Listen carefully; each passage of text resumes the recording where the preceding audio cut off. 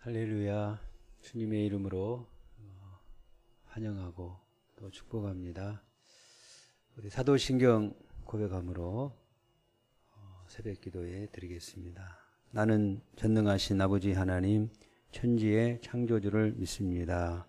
나는 그의 유일하신 아들 우리 주 예수 그리스도를 믿습니다.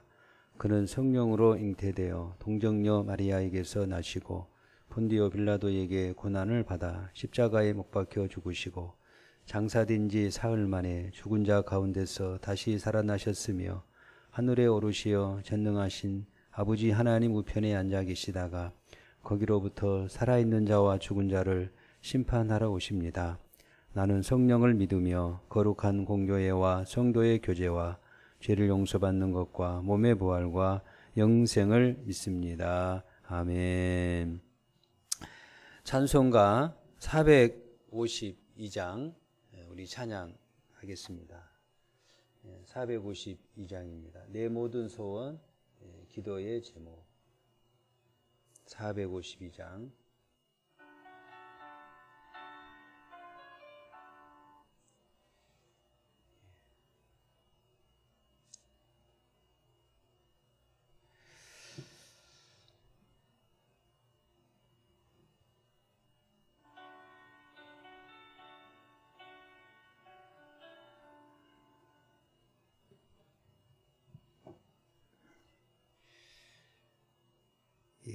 찬양 연결이 안 됐는데요.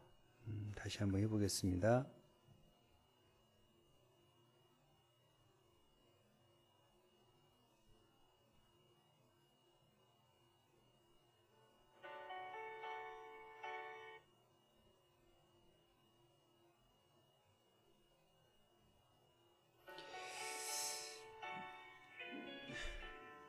연결이 잘 안 되는데 그래도 같이 하겠습니다.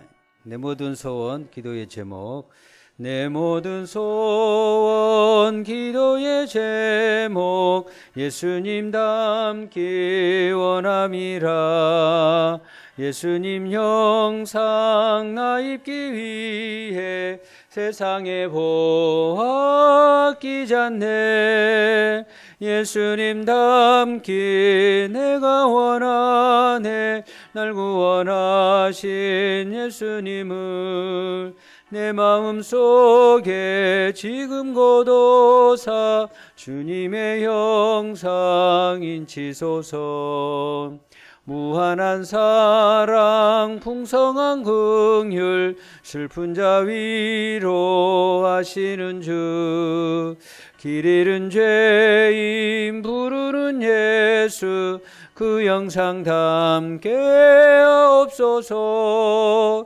예수님 닮기 내가 원하네 날 구원하신 예수님을 내 마음속에 지금 고도사 주님의 형상 인치소서 겸손한 예수 거룩한 주님 원수의 멸시 참으시사 우리를 위해 고난을 받은 구주를 닮게 하옵소서 예수님 닮기 내가 원하네 날 구원하신 예수님을 내 마음속에 지금 고도사 주님의 형상 인치소서.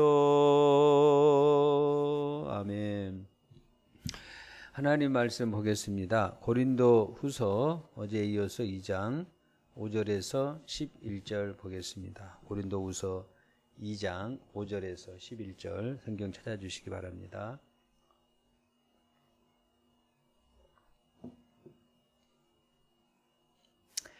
다 차리셨으면 아멘. 네, 같이 읽겠습니다. 근심하게 한 자가 있었을지라도 나를 근심하게 한 것이 아니요 어느 정도 너희 모두를 근심하게 한 것이니 어느 정도라 함은 내가 너무 지나치게 말하지 아니하려 함이라. 이러한 사람은 많은 사람에게서 벌받는 것이 마땅하도다. 그런즉 너희는 차라리 그를 용서하고 위로할 것이니 그가 너무 많은 근심에 잠길까 두려워하노라. 그러므로 너희를 권하노니 사랑을 그들에게 나타내라. 너희가 범사에 순종하는지 그 증거를 알고자 하여 내가 이것을 너희에게 썼노라. 너희가 무슨 일에든지 누구를 용서하면 나도 그리하고 내가 만일 용서할 일이 있으면 용서한 그것은 너희를 위하여 그리스도 앞에서 한 것이니 이는 우리로 사탄에게 속지 않게 하려 함이라. 우리는 그 계책을 알지 못하는 바가 아니로다. 아멘. 네, 한 주간 온라인으로 또 새벽을 깨우며 또 영상을 통해서 새벽이 아니더라도 또 이 말씀을 들으며 같이 기도에 참여해 주신 우리 모든 성도님들께 감사를 드립니다. 이번 주일도 비대면 예배로 온라인 실시간 유튜브 방송을 통해서 우리가 예배를 드리기를 원합니다. 가정에서 예배하실 때 잘 준비하셔서 하나님의 임재를 경험하고 또 온 가족이 이렇게 함께 예배하는 또 그런 시간들을 통해서 또 가정이 더욱 회복이 되어지는 그런 계기가 됐으면 합니다. 정말 이 사태가 빨리 종식이 될 수 있도록 계속 기도해 주시고 또 사회적 거리 두기를 잘 실천하셔서 또 개인 위생도 잘 실천하셔서 코로나19로부터 승리하는 우리 교회와 성도님들 되기를 간절히 바랍니다. 자, 오늘 말씀을 통해서 사랑을 나타내라는 주제로 말씀을 나누고자 합니다. 하나님은 당신의 핏값으로 세워주신 주님의 몸된 교회가 이 세상에서 정말 거룩한 공동체가 되기를 원합니다. 하나님의 뜻을 나타내고 순수하고 죄악에 물들지 아니하는 세속에 물들지 아니하는 하나님의 거룩한 그런 교회가 되기를 원하십니다. 그런데 교회도 지상의 교회도 완벽하지 않죠. 사람이 모여 있는 곳이기 때문에 지상의 교회는 항상 전투적인 그런 교회입니다. 즉 문제도 발생하고 또 여러 가지 문제를 야기하는 그런 경우도 있습니다. 그래서 교회는 그런 문제가 생겼을 때에 그 문제를 다루는 치리하는 기관이 있습니다. 그래서 우리는 그것을 치리한다 또는 다스린다 그런 얘기를 합니다. 교회에 문제를 발생시킨 그래서 교회를 어렵게 만들고 또 교회를 근심하게 한 그런 범죄자를 교회가 치리하고 다스리는 그런 이제 기관이 바로 교회는 당회라는 것이 있고요. 그리고 이제 노회가 있습니다. 그리고 총회가 있습니다. 이 당회와 노회와 총회는 장로교 정치의 특징인데 바로 그것은 교회를 거룩하게 하고 하나님 뜻에 합당한 그런 교회로 세워가는 일에 있어서 당회와 노회와 총회가 다스리는 기관으로서 그 사명을 감당하게 되는 것입니다. 오늘 본문에 보면은 그렇게 교회에 문제가 생겼을 때에 어떤 원리와 어떤 정신에 입각해서 그 범죄한 사람을 다스려야 하는가, 치리해야 하는가 하는 부분에 대해서 바울이 원리를 말씀을 해주고 있습니다. 바울이 복음을 전해서 세운 이 고린도 교회에도 문제가 생겼습니다. 여러분, 바울이 세우고 바울이 목회했던 이 고린도 교회에도 문제가 생겼으니 오늘 이 시대의 모든 교회들도 그런 문제가 생길 수 있는 것이죠. 오늘 여기 5절에 보면은 근심하게 한 자가 있었다 그랬어요. 그러니까 고린도 교회에 이 근심하게 한 자가 어떤 잘못을 했는지는 성경에 정확하게 나와 있지 않습니다. 아마 거짓 교훈을 전파해서 교회를 어지럽게 했을 수도 있고, 아니면은 어떤 도덕적인 윤리적인 큰 죄를 지어서 교회를 어지럽게 했을 수도 있을 것입니다. 아무튼지 이 한 사람으로 인해서 오늘 여기 5절에 보니까 너희 모두를 근심하게 했다 그랬어요.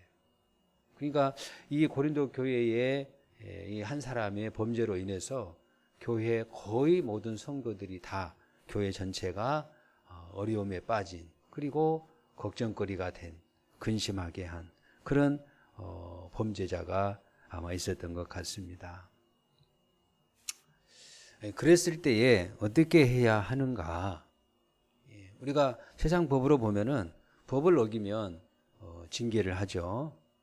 교회법도 마찬가지입니다. 교회법도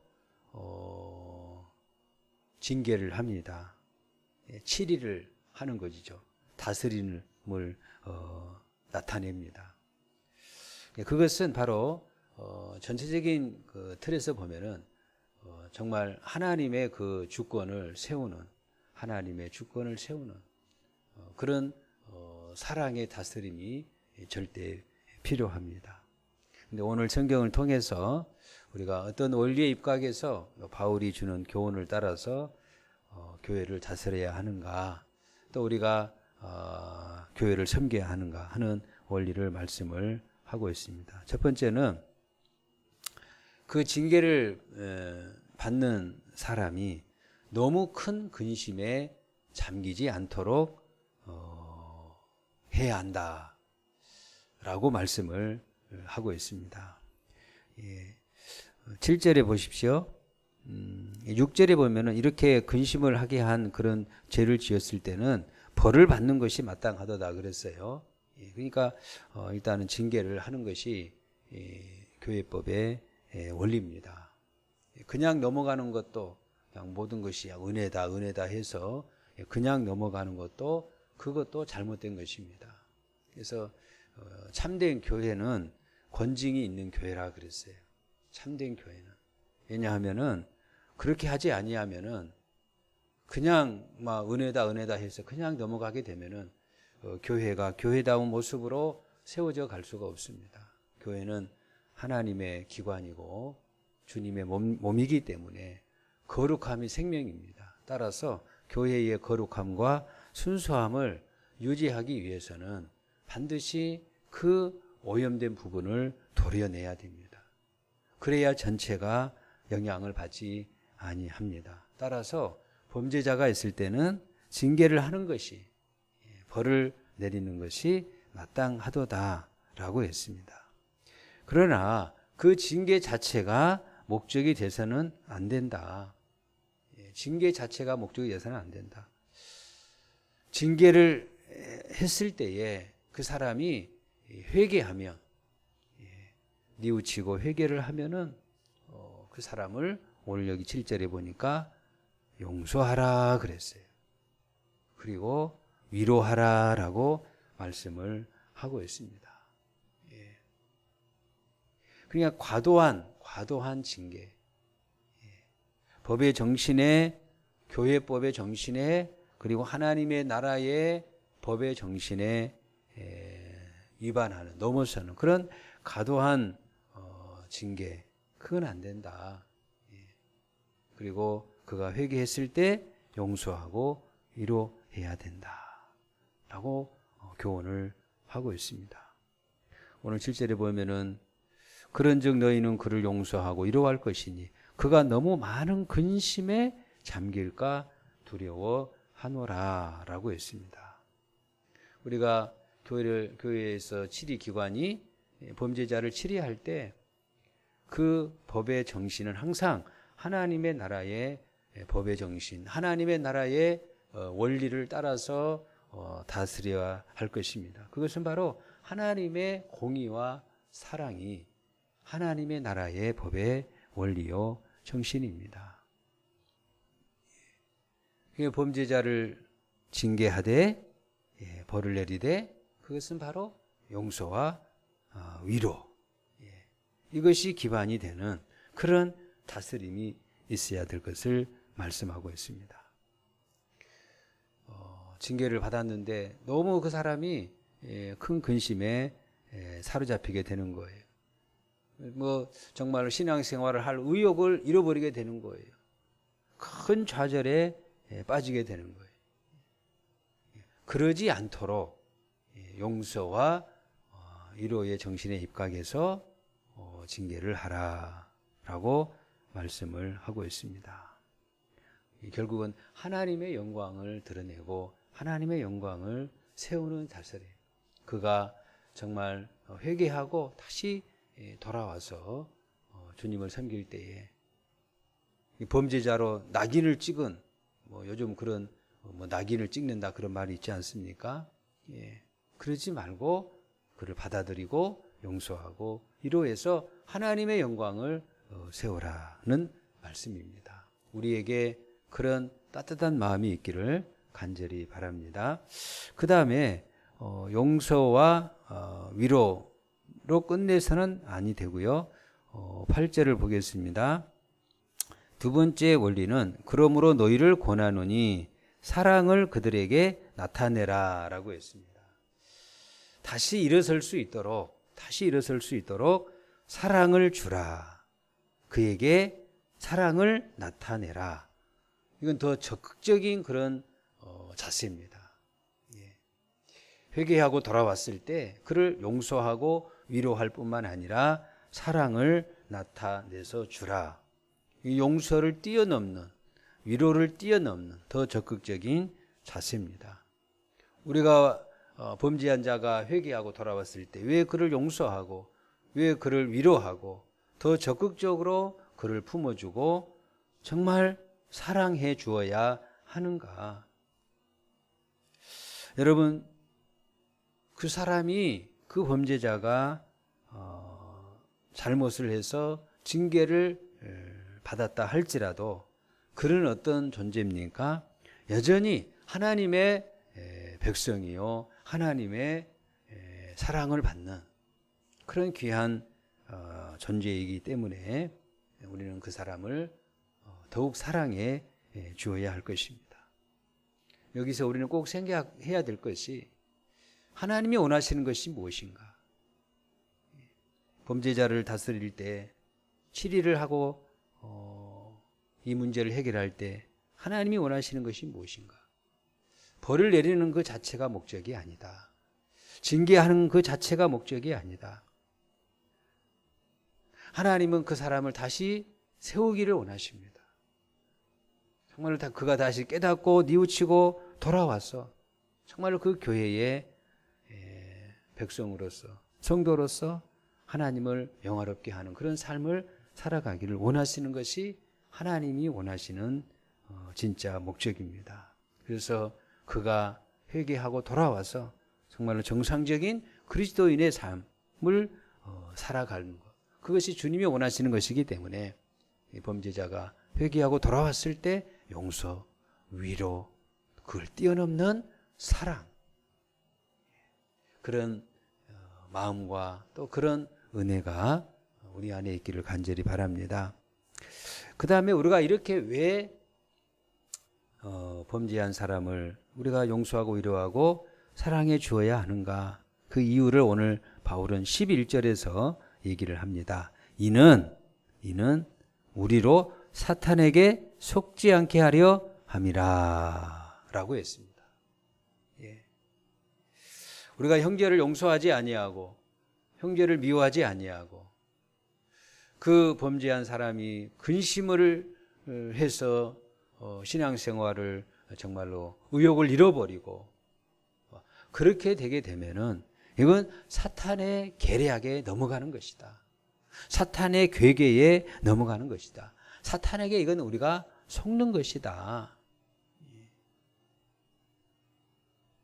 그래서 오늘 바울은 그 사탄의 괴계에 빠지지 않도록, 사탄의 속임수에 넘어가지 않도록, 사탄의 유혹에 넘어가지 않도록 정말로 징계를 할 때에도 정말로 하나님의 나라의 법의 정신에 입각해서 용서하고 위로하고 사랑하는 그런 배려가 있어야 될 것을 말씀을 하고 있습니다.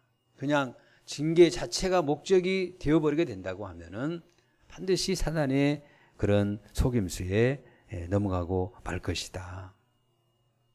하나님의 사랑 그리고 하나님의 공의가 정말로 적절하게 실현되어지는 그런 다스림이 필요하다.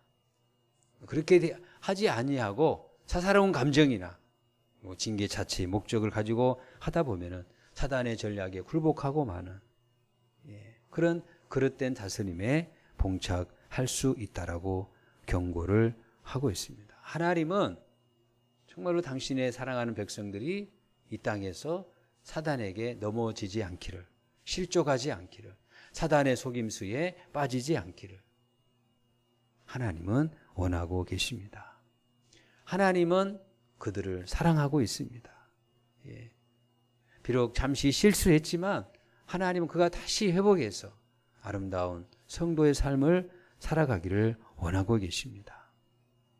따라서 우리가 교회를 통해서 정말로 이런 치리와 그리고 다스림을 해 나갈 때에 사람을 살리는 목적, 그 영혼을 다시 회복하게 하는 목적, 오직 그 목적 하나만을 가지고 우리가 하나님의 다스림을 실천을 해야 할 것입니다.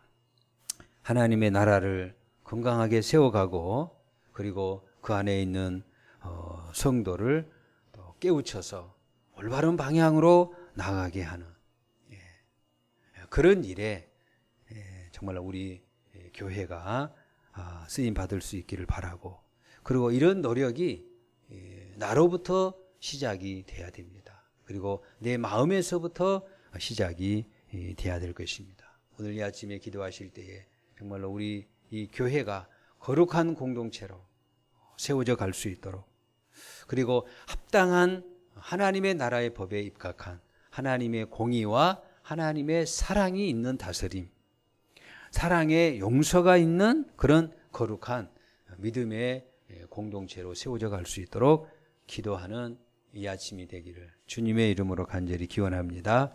기도하겠습니다. 아버지 하나님, 지난밤도 하나님께서 우리를 품어주시고 우리를 깨워주시사 이 아침 주님 앞에 나와 말씀을 받으며 기도하게 하시니 은혜와 사랑을 감사드립니다.